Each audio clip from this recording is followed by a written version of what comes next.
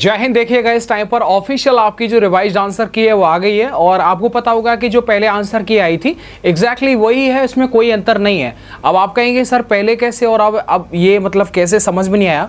देखिएगा आपको पता होगा कि 2 दिन पहले जो रिवाइज्ड आंसर की आई थी उस जो है वो ऑफिशियल वेबसाइट पर ना करके इधर उधर से जो है वो लीक हुई थी। अब वास्तविक रूप से आप अगर ऑफिशियल वेबसाइट पर देखेंगे तो आप ये देख पाएंगे कि आपका रिवाइज्ड आंसर की जो है वो वेबसाइट पर जो है शो हो रहा है। ठीक है, सर्वर बिजी होने की वजह से आप जो है डाउनलोड ना कर पाएंगे, शायद हो सकता है कुछ समय के बाद आप चेक करेंगे तो आपका रिवाइज्ड आंसर की भी आ जाएगा। अब इसके बाद में देखो, अब इस पे कोई भी जो है ऐसा नहीं है कि पहले वाला फर्जी था और ये वाला ओरिजिनल है, ऐसा नहीं है, वही था। मैंने आपको बताया कुछ समय पहले जो वो लीक हुई थथी, लेकिन अब जो है वो लीक हुई थी या किसी की वेबसाइट से क्या हुआ, ऐसा पहली बार नहीं हुआ है। एडमिट कार्ड के मामले में मुझे याद है ये बात कि 49,568 की भर्ती में एडमिट कार्ड पहले जो है वो अपलोड हो गए थे। समझ में बात आ गया नहीं आ गया? इसके बाद में फिर दोबारा से वो जो एडमिट कार्ड है वो निकले थे और ओरिजिनली तौर पर वही थे, इसमें कोई विशेष अंतर नहीं था। वैसे ही जो है वो इसमें भी देखने को मिला है कि रिवाइज्ड आंसर की आपकी पहले आ गई। चलिए ये बातें तो आपको ऑलमोस्ट सबको पता ही है। अब हम बात करते हैं, आपको पता होगा कि आपके DBPST शेड्यूल को लेकर के, जैसा कि इस नोटिस में आप ये देख पा रहे हैं और इसमें साफ साफ लिखा हुआ है कि तृतीय यानी नवंबर के तृतीय सप्ताह के अंदर आप जो DBPST का शेड्यूल है वो जारी हो जाएगा और कब से कब है, एडमिट कार्ड क्या कुछ है, वो पूरी जानकारी आपको ऑफिशियल वेबसाइट पर जो है मिलेगी। आप चिंतित ना रहें।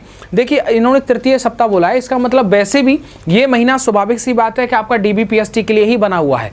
तो ऐसे में अब आप ज़्यादा समय नहीं, और आप जानते हैं कि जो है वो 2 तारीख हो गई है। अब कुछ समय के बाद में आप अपने DBPST का भी जो शेड्यूल है वो आप देख पाएंगे और मैं ऐसा उम्मीद करता हूं कि आप 15 तारीख को जो है वो अपना एक फिक्स लॉक मान लीजिएगा कि 15 तारीख के बाद में भी कभी भी जो है वो DBPST का शेड्यूल जारी हो सकता है। ऐसा नहीं है कि उसमें लिखा गया है कि जो वो 3 सप्ताह 4 सप्ताह या 15 तारीख या फिर 2 तारीख, ऐसा उसमें नहीं है। जल्दी भी हो सकता है और थोड़ा डिले भी हो सकता है, लेकिन इतना नहीं है। लेकिन आप ये जानते हैं कि कोई सारी चीज़ें, हर जो भी सेंटर है वहाँ से सारी चीज़ों के बारे में जानकारी ली जा रही है। इसका मतलब साफ है कि इस महीने में हलचल होने वाली है। तो आप जो रनिंग पर ध्यान दीजिएगा। बहुत स्टूडेंट ऐसे आपको एडवाइस करेंगे सर रिजल्ट आ जाए भाई मेरे दोस्त, उसके बाद में ही जो है आप DBPST के लिए आप रनिंग के लिए तैयार करना, जबकि वास्तविकता ये होगी कि वो ऑलरेडी जो अपनी रनिंग को बना चुका होगा, जिसकी रनिंग 21 मिनट 22 मिनट या फिर 20 मिनट के आसपास आ रही होगी और आपको जो ऐसी सलाह देगा। बहुत ऐसे मित्र हैं, ऐसा होता है जनरल सामान्यतः। तो आप जो अपनी रनिंग को अच्छा सा कर लीजिएगा, इसमें आप कोई विकल्प नहीं है, कोई चॉइस नहीं है कि आप जो एंड टाइम पर ही, और जिस तरीके से लिखा है ना और जिस तरीके से तैयारियां चल रही हैं सेंटरों पर, उनसे साफ साफ देखने को मिल रहा है रिजल्ट के साथ में DBPST का शेड्यूल जारी हो जाएगा। ये कंफर्म सी बात है, इसमें कोई भी जो है वो डाउट वाली बात बिल्कुल नहीं है। आपका रिजल्ट के बाद में ही जो है वो आपका DBPST का शेड्यूल जारी हो जाएगा और नवंबर और दिसंबर, मतलब ये 2 महीने में आप ये देख पाएंगे कि सभी का फिजिकल हो करके एकदम क्लियर हो जाएगा। तो इसीलिए मैं आपसे बोल रहा हूँ। अच्छा, 2-3 सवाल और हैं आपके जो मैंने कमेंट रीड किए थे।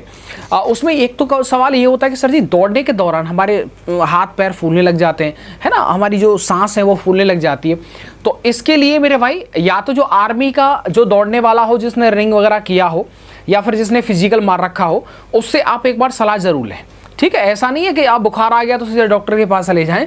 उसके लिए आपका जो मित्र है वो आपकी काफ़ी सपोर्ट करेगा।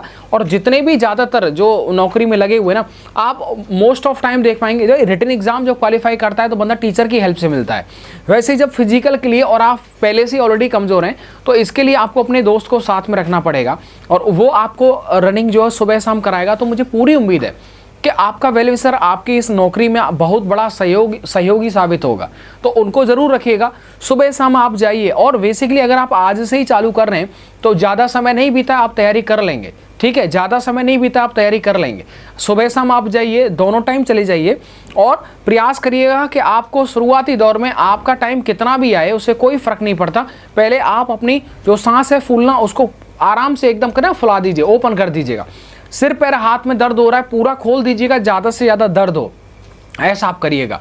तो और ज़्यादातर जो पाउडर आते हैं ना रनिंग वनिंग के दौरान, जो है आपका सुन्न कर देते हैं और आप दौड़ते रहते हैं, एक्चुअल में वो सब ठीक नहीं है। बेसिकली मेरे दोस्त ने भी जो है मुझे 2 दिन पाउडर सा खिलाया था, पता नहीं क्या था वो, आप लोग बेहतर जानते होंगे। 2 दिन पाउडर खिलाया था, उसे खिलाने के बाद में एकदम ऐसा लगता है कि चींटियाँ खा रही हैं शरीर में, ऐसा लगता था गर्मी से आ रहा है। लेकिन ससुरा वो काम वाम कुछ किया ही नहीं, तो 2 दिन बाद हमने बंद कर दिया। हमने भाई ये काम नहीं कर रहा है, वैसे ही जो नेचुरल है बस वही आप दौड़ाओ।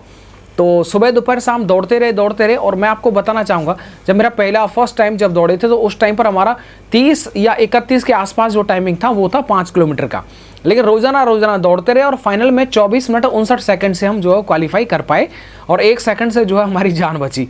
तो ये सारी चीज़ें, तो इसलिए आपका अगर फिजिकल कमज़ोर है तो आप अपने मेरे मतलब मुझसे, अपने भाई से जो है वो तुलना कर सकते हैं। यार राम भैया ने कर लिया मतलब हम भी कर लेंगे। भाई मैं भी एकदम फिजिकल में ना एकदम गुड़ गोबर हूँ, सही बता रहा हूँ। ज़्यादा मतलब फिजिकल नहीं होता, पढ़ाई करवा लो आप, लेकिन भाई दौड़ भाग के लिए बोल रहे, कोई बोले जिम चले जाओ, शारीरिक मेहनत करो, वो सब नहीं होगा। तो आप उस चीज़ को ध्यान रखें। और साथ ही में देखिए, अगर आपकी बहन की भी अच्छे नंबर हैं तो आप अपनी बहन को साथ में ले जाएं। सुबह से हम उनको जो है जब आप साथ में दौड़ेंगे और रनिंग करेंगे तो उनको भी जो है बेहतर एक अपना साथी मिलेगा।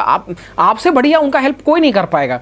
ऐसा नहीं कि चाचा को भेज दे, पता चला चाचा जो है मेड पर और किसी जगह पर बैठ करके बीड़ी फूंक रहा है, तम्बाकू चल रही है, धक, तो ऐसे नहीं चलेगा ना काम। उनके साथ में जो रनिंग करना होगा, तो आप अपनी बहन को अपने साथ में जो है वो लेकर के जाएं, ठीक है। तो उनका जब तक मदद करें जब तक कि उनका जो फाइनल नहीं हो जाता है। तो अब ऐसे समय पर भाई का सपोर्टिव रहना बहुत ज़रूरी है। और उम्मीद करता हूँ कि जब ये पता चलता है कि आपका नंबर आ गया है तो यार गांव में नहीं एकदम तहलका मच जाता है। पता चलता है ना कि बगल वाले गांव से जो है वो 10 लड़कों का जो फिजिकल में नंबर आ गया है, हमारे गांव से जो है 12 लड़कों का, हमारे गांव से 3 लड़कों का नंबर आया।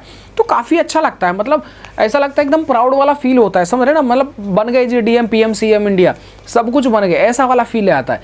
नौकरी देखो छोटी बड़ी से मेरे भाई कोई मतलब नहीं होता है, समझ रहे हो ना।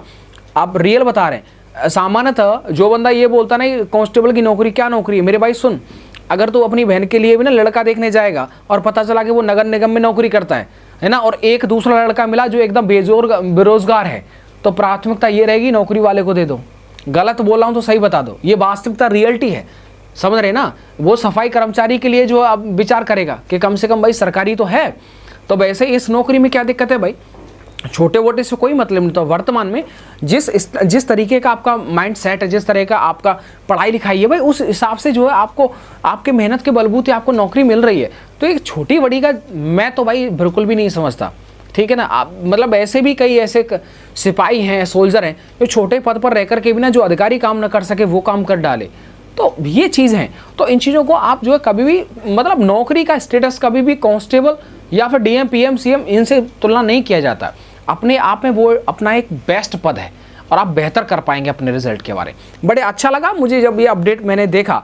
अभी जो है आपको पता आज गोवर्धन है, तो गोवर्धन महाराज की जय हो करके और उसके बाद में जो है वो सीधे पता चला, तो मुझे फ़ोन आ गया कि भैया ऐसे अपडेट आई है, आप जो इसके रिगार्डिंग वीडियो बनाइएगा। तो स्टूडेंट का फ़ोन है, तो मैंने इंस्टेंटली इस पर सोचा।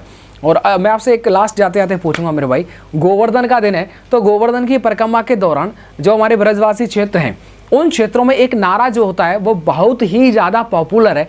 और वो नारा कौन सा है, अगर आप समझ गए तो वो नारा जो है ज़रूर कमेंट कर दीजिएगा कि सबसे बेस्ट नारा जो हर गांव में परिक्रमा देते समय वो नारा लगाया जाता है। उसके लास्ट में एक शब्द होता है टेका। क्या होता है उसके नाम में लास्ट में एक शब्द होता है टेका। तो वो पूरा क्या है ज़रा वो आप बताएंगे तो बड़ी कृपा होगी। चलिएगा, बोलिए गोवर्धन महाराज की जय।